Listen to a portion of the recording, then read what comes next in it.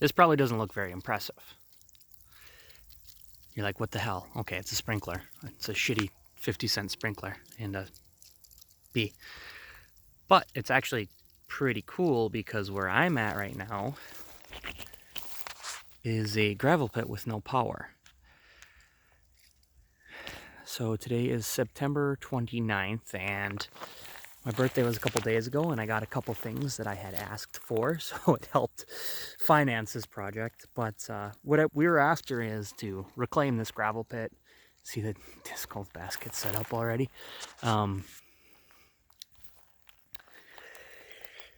So what I have going on here is obviously cheap hose. This is just temporary. Obviously, I'm gonna tear this all down before I take off because I don't have anything weatherproof, and it's supposed to rain today. So what I have is a super safely wired up 12-volt pump hooked up to a shallow point well that I pounded.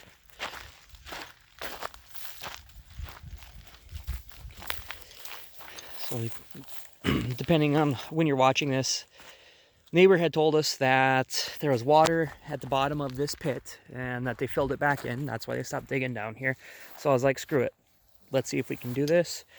Dug down a couple feet, groundwater. So that's kind of like the natural groundwater level right there. It's all soft in here. Then I bought a sand point and 10-foot piece of galvanized pipe, a check valve, and a whole bunch of other fun crap.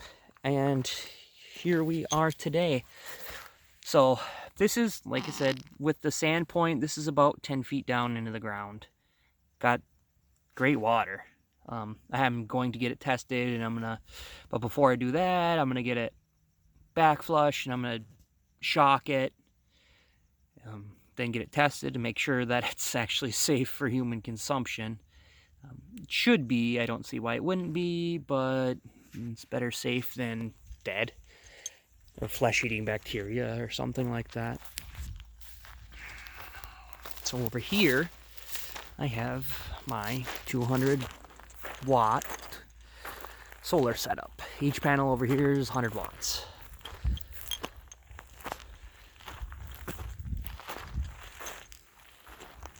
So there's my panels, there's my multimeter that I was using.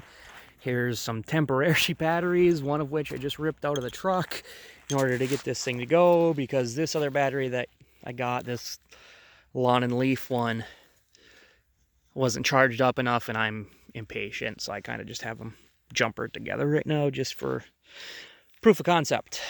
And then I think if I unplug this, yep, the whole thing goes below, just shuts off, and then the pump goes to kind of a stutter, because this smaller battery here drops below 8 volts, so it just auto shuts off. So plug that battery back in, everything's happy. Initially, I goofed and was stupid and thought that there was a chance that I wouldn't even have to get a battery set up going. That was wrong, because one, the solar charge controller needs it. I don't know why I was thinking it didn't. But I had plugged that 12-volt pump directly into the panels. It was working, but it was working because it was bright sun, and it's also putting out like 18, 19 volts.